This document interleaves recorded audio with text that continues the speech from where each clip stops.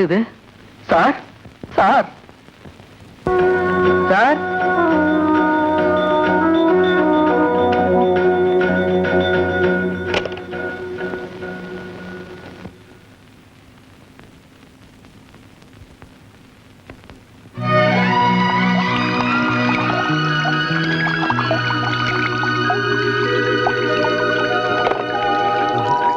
ஐயோ ஐயோ, எவ்வளவு பெரிய தப்பு பண்ணிட்டேன்.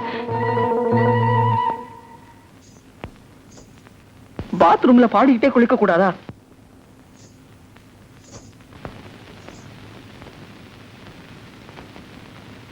அதே ஐயோ. ஏய் நில்லு நில்லு. ஏன் பயப்படுற? இல்லையே. ரோட்ல அடிபட்டு அனாதையா கிடந்த உன்னை நான் தான் கார்ல தூக்கி போட்டு கொண்டாந்தேன். நன்றிங்க. டாக்டர் வரவழைச்சு காயத்துக்கு மருந்து போட்டு குணப்படுத்தி வச்சேன். ரொம்ப நன்றிங்க. நன்றிய சுகத்தை பார்த்து சொன்ன எப்படி என் முகத்தை பார்த்து சொல்றது? பார்க்க முடியலையே. ஏன் அவ்வளவு அசிங்கமாவா இருக்கேன்? சரியா பார்க்காம அப்படியெல்லாம் சொல்லலாமா? முதல்ல நீங்க அந்த டவலை எடுத்துட்டேன். நான் அப்படி சொல்லல. டவலை எடுத்துட்டு புடவையை கட்டிட்டு வாங்கன்னு சொல்ல வந்தேன். என்ன புடவையே இல்லையா? கடையே இருக்கு. ஆனா என்ன பார்த்து புடவை கட்டிட்டு வர சொன்ன முத ஆம்பளையே நீதாயா?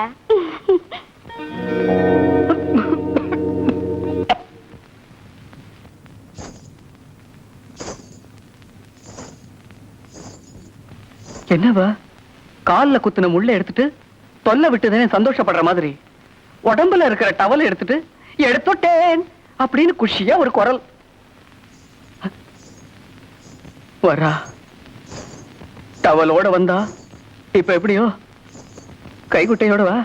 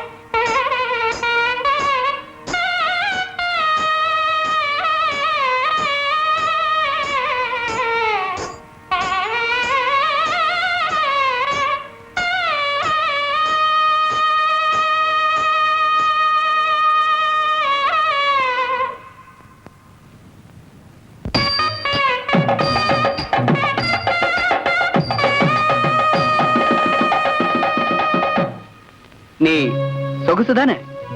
ஆமா, சித்தோடு கிராமம் சீனாத்தானாவோட வப்பாட்டி மக சொகுசுதா. என்ன ஞாபகம் இருக்கா? ஞாபகம் இருந்ததுனாலதான் ஒன்ன தூக்கிட்டு வந்தேன். ரோட்ல அடிபட்டு கிடக்குறவங்க எல்லாம் கொண்டு வந்தா இந்த பங்களா தாங்காது. சித்தோடு கிராமமே உன் அழக பத்தி எப்பவும் பேசிக்கிட்டு இருக்கோம். தள தளன்னு இருந்த நீ ஏன் இப்படி தளர்ந்து போயிட்ட? சீனாத்தானா செத்த உடனே எங்களால அந்த ஊர்ல இருக்க முடியல. எங்க பேர்ல இருந்த சொத்தையெல்லாம் வித்துட்டு நானும் அம்மாவும் இங்க வந்துட்டோம். இங்க சோவண்ணா நாவண்ணா மாவண்ணான்னு மந்த மந்தையா கூட்டம். அம்மாவால சமாளிக்க முடியல. நானும் சந்தைக்கு வந்துட்டேன். தம் பேரை பொண்ணு காப்பாத்துவாங்கிற நம்பிக்கை வந்த உடனே அம்மாவும் இறந்துட்டாங்க. தாய போல புள்ள நூல போல சேலன்னு எங்க ஐயா அடிக்கடி சொல்லுவாரு. உங்க ஐயான்னு சொன்ன உடனே ஞாபகம் வருது. அவர் போனதுக்கு அப்புறம் நம்ம ஊர் கோயில்ல களையே இல்லை.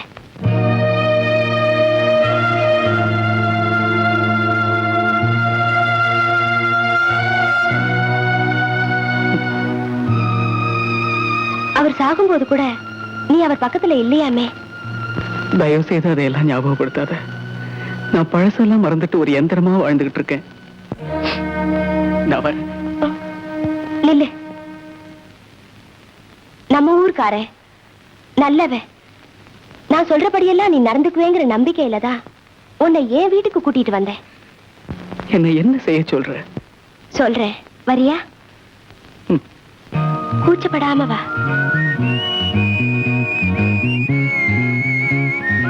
உட்கார். சொகுசு என்னது?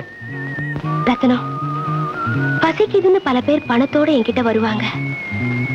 அவங்க திருப்திக்கு நான் பரிமாறுவேன். வேக வேகமா சாப்பிட்டுட்டு பசி அடங்கினதும் பறந்து போயிடுவாங்க.